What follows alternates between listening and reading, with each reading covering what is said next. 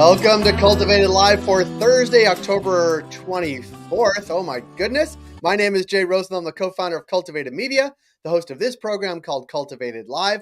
And since we launched Cultivated almost a year ago, our goal has been to be cannabis industry first, providing you with the most important, insightful, useful, and timely information every single day. We do that through our daily newsletter, which is Cultivated Daily, which you can get at cultivated.news. We do that through this daily live stream, which is Cultivated Live.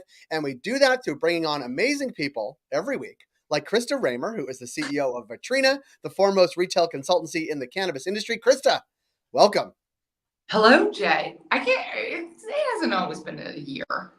It's almost been a year since we've done a daily newsletter. That started in November of 2023, about a week and a half before MJ Biz, maybe a little bit longer. So it's been about a year. We'll be sharing some stats, sort of build in public type of thing in November. Okay.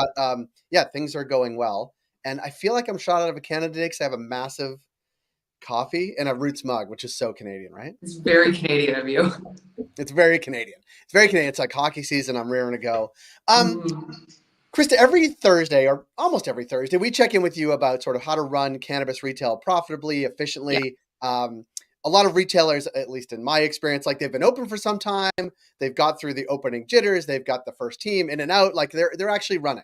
And then how to get it to honed in. And we talked about last week, like it's the time where you have to like be able to run efficiently, effectively, profitably.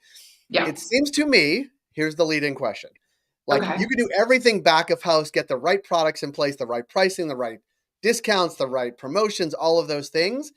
But where the rubber meets the road is the people who work at the front desk, right? The people on the floor, and how to get them tied in and looped into what the overall sort of corporate or store strategy is. That's hard. It is hard. I mean, also corporate strategy, I don't think like resonates that well right now with team members in store. So I'm going to edit it to say like pick a different word. What the initiatives really are within the business and what we're trying to achieve. You know, I have been spending a lot of time thinking about this over the last year or so because we often take a look at stores and they're like missing targets by 3 or 5%, or they're down just a little bit versus last year, especially in more mature markets. And yes, some of the dynamics within these markets are different, but actually when we dig into it, a lot of the time it's active management.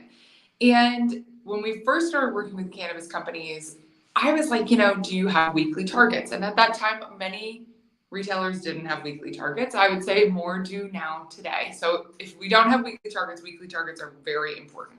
Second thing would be like, how does that weekly target get translated to the team? And what does the store manager do with that information? And that is like where the rubber really meets the road, because active management is about engaging with that weekly target almost every single day in some capacity and bringing the team along for that. And so that looks like having daily targets that are not just the week divided by 7 days, whatever our target is, but is like nuanced to make sure that we are capturing how much business we usually do on a Friday versus on a Tuesday. And then the team following along. So we have a framework that we like to work with managers with, or even regionals, district managers, to say on Mondays, we're making sure that the whole team is aware of what our target is for the whole week. On Thursday, we're reporting in on like, are we on track with our week? Thursday, we do that because we're about to hit Thursday, Friday, Saturday, which usually is about to generate 60% of the business. And then on Saturday, it's like a last push. And so that can be done in a couple different ways. But if you don't have managers engaging at the store that way, I guarantee we're missing targets by just a little bit. And it's that little bit that adds up a lot over the year. And is honestly just all about making sure that the team is aware of what our targets are. Usually people want to work together. They want to hit targets. It's just they want to hit targets. They want to work together, but they need to know where they are against that target more frequently than at the end of a weekend. Like, oh, you missed the whole week, and it's too late at that point to do anything about it. So you're saying like an active engagement of employees or active management is a near daily check-in about where you are vis-a-vis the goals, and overlaying that on like when the actual sales occur. Thursday, Friday, Saturday. Totally. Yeah, my team is probably tired of hearing it, but I'm always talking about like, how do we create momentum? Momentum doesn't come from like working really hard and knowing if those results are going to pay off 3 months from now. Momentum is like, did we create a little bit of movement today for us to say we can create more movement tomorrow? And that is really what needs to happen with store managers actively, or district managers, regional managers, when taking a look at hitting financial targets. It's retail is one transaction at a time. These are small transactions. These are a lot of customers. They build up. And so making sure that we're taking an opportunity to engage with how those build up and in what way they're supporting the business is important. A minute ago, you talked about sort of sometimes when this is not happening, the goals are missed by a little bit. Like, are you saying like 3 to 5%, or is it like 20 to 30%? Like, is it like, can this be a bump that is, it can be a little each week, which adds up to a lot, but like, what is Yeah. what do you think this difference would make if there was a regularly scheduled check-in throughout the week and where you are against weekly goals? If you don't have a weekly target, like let's start there. If you don't have a weekly target, we're probably talking 10 to 20%. Just like being engaged with what the numbers are week over week, being able to find where the nuances are and what things happen that create performance one way or the other. If you already are doing weekly targets, usually, yeah, it's going to be somewhere between 3 and 10%, but it's also going to be like how the team is taking that information. So a lot of the time when they start recording week over week targets and reporting back on how it went versus that target, they then start to identify what levers they have to create an increase in the store sales. And so making sure that we're not just recording revenue, but we're also recording some of the other KPIs that influence that revenue are really helpful. Things like average per customer, units per transaction, discount percentage.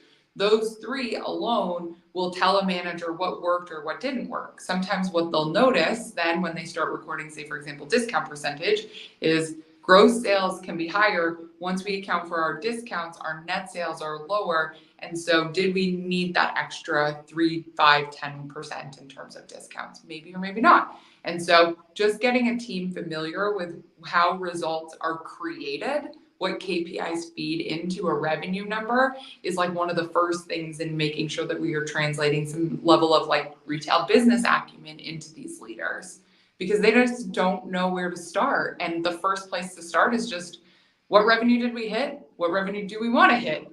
What things happened in the business to be able to achieve those two things?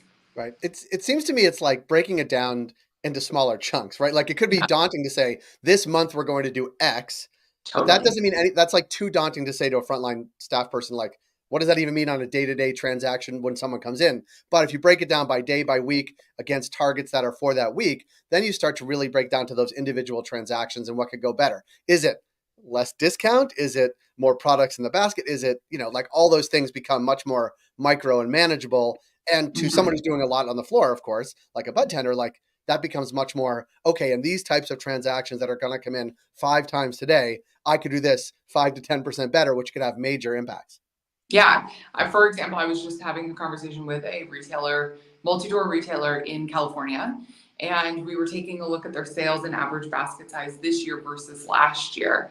And it's lower this year, but their eight sales are lower and their pre-roll sales are higher. And so it's like we've talked about where you are creating compression, not just in terms of unit prices, but it's also in that basket makeup. And so if we base the entire week over week based off of just average per customer, we're probably going to miss a lot of nuances. So all of this information needs to be contextualized. And the first step is just saying, what do our store managers need to be able to support their teams? How does a bud tender understand these numbers, and like, do they hear them? Is a really important thing. So I'm just after store managers having weekly targets, being able to communicate them with the team multiple times over the week. If we can start there, that's an amazing place. We'll create a lot of results. We have a comment you want to see. It's from someone you Okay. know. She's on your team. But Okay. like, this is a great point. Challenging, not impossible targets keep teams motivated. I like the word not impossible. But it's Yeah. the things like make it actually relevant to their, like in real time. I think that is super. It's like kid. I mean, this is the way I do it with my kids. Like, do the things you need to do. Like, the micro, make the bed, the equivalent of like get it down to the bite-sized things that are actually manageable and not impossible. If you say to someone, build this house, that's impossible. If you say, first, we're going to start with this very micro thing about the foundation, and the foundation gets built, then it's like, okay, then we build from there. Because once these targets, I guess the idea is like, once these micro things are hit and we look at the weekly, then we can start sort of moving out macro and macro, but the foundation needs to be strong. Yeah, 100%. You're going to create the results that you plan for, like whatever that looks like. And so if there is no plan, you will not create the results that you want. So this, for me, becomes an aspect of creating a plan to be able to hit the results that you want. Yeah, I like that. I just wrote that down. Look. Okay, great. What do you think? That's what you said, right? Yeah. That's really good. I like it a lot. Krista, as always, it's enlightening to have you on Thursdays. I enjoy it a lot because I learn a lot about cannabis retail and retail overall, and you do it in a way that makes sense to me. And if it makes sense to me, I imagine it makes sense to lots of others as well. So I appreciate you spending time today and all Thursdays, and wish you a good weekend, because this is where the big sales start.